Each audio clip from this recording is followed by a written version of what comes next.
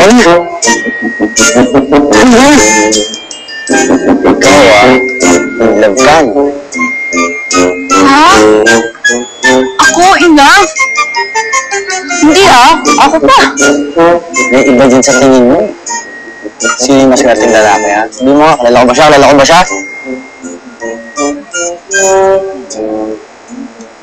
Uy! Tinatanong ka ta! Wala, hindi na ako in love. Kulit mo naman. Sige nga, tumingin ka sa mga mata ko. Sabihin mo sa akin hindi ka in love. Fredo! Fredo! Fredo! Ayun! Hi! Hi, Wena! Hi! Gusto mo ng barbecue? Ay, hindi, wag natin sinalang. Wena, papunta ako sa inyo ngayon eh. Kasi may bibigay ako sa inyo mga tikboy. Ano ba? Tignan na kayo! Oh! Kala ko ba wala ka pang nag-boundary? Okay lang yun, nabawal ko na sa araw. Oo?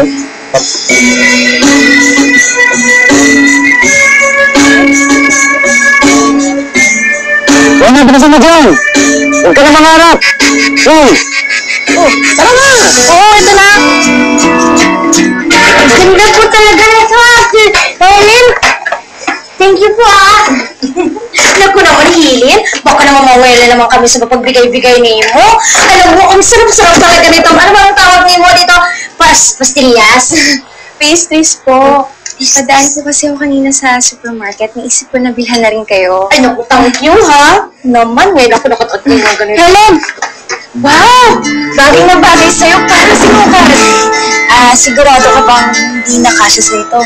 Oo naman, sa'yo na yan. Okay, tama.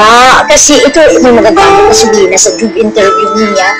Bakit? Nag-apply ka ng bagong trabaho? Oo, kasi may nakilala ako na isang araw. Kakilala niya yung may-ari ng restaurant. Naghahanap daw ng waitress. Yun. Kaya lang, nagdadalawang isip akong pumasok eh. Baka hindi ako pumasa sa interview. Ano ka ba, Wena? Maganda ka naman. Matalino. Sigurado kung matatanggap ka kagad. Kayang-kaya mo yun. Yan nga din ang sabi ko sa kanya. Oh, kumain ka ng pastries. Pastries, sarap yan. Ayun, kasi gusto ko na rin pumasok to sa eskwelahan eh. Kaya naghanap ako ng trabaho, may regular na sweldo. Sabi, tamang-tama pala yung papasukan mo. Gusto mo, samahan pa kita. Talaga? Hindi naman kaya nakakaya sa'yo. Ano ka ba, Wena? Ano ba naman yung nakakaya doon? Ikaw talaga. Okay lang yun. Salamat Well, as his good friend, si Madam Georgie ay tinuro na sa akin kung paano patakbuhin ang negosyo nito. I'm not surprised. Mukhang kaya mo naman ang negosyo ni Georgie. Of course. So, Mr. Larcon, sino ba ang gusto mo dyan?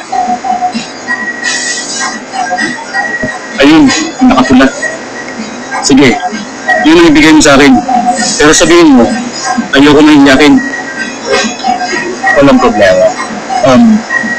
Maghintay ka na lang sa kotse. Pupuntahin ko.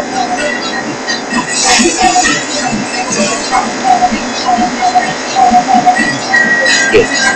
Saan ko yun, ha? Maraming salamat.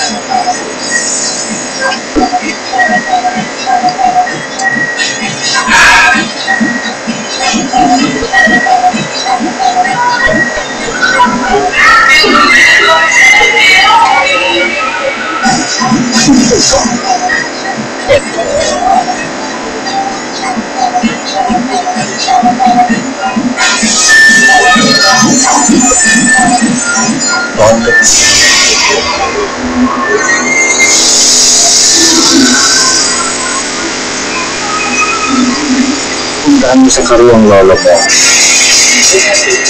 Hinihintay siya. Anong sasabihin mo? Pwede ko siya. Sabi. Ano, sasabihin ko na-crush ko siya? Hindi ba nakakahiya yun? Baka sabihin, niligawan ko siya. Eh, kung hindi mo na nagadaan sa Santong Dasalan, edi sa Santong Paspasan. Santong Paspasan? Yan ano pong gagawin ko? Eh, di gamitan mo ng gayon si Fredo. Anong gayuma? Ang gamitin mo ng gayuma si Phoebe. Si Madam Celsa talaga. Alam mo, mas gusto ko pa yung mamahalin niya ako ng pusa. Hindi mo gagamit ako ng gayuma. Wala ka pa nga. Ay! Baka lumapit dyan! Baka matulog tayo!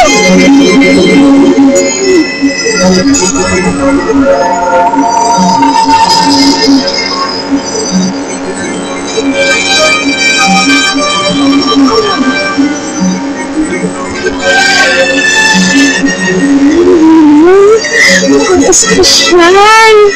Ay, bakit pwede mong gamitin niya na gayoma kay Fido? Ano naman, ang gayoma na ang lumalapit sa iyo mo. Ang sesa talaga. Ang ganda! Ay, naku! Kung hindi kaya natin, itago mo. Kasi lakas ang putol ko na. Huwag kang siya magiging lucky charm mo para hindi na naman nag-like mo. Palamigin natin kasi mag-init. Sige, maghintay lang tayo.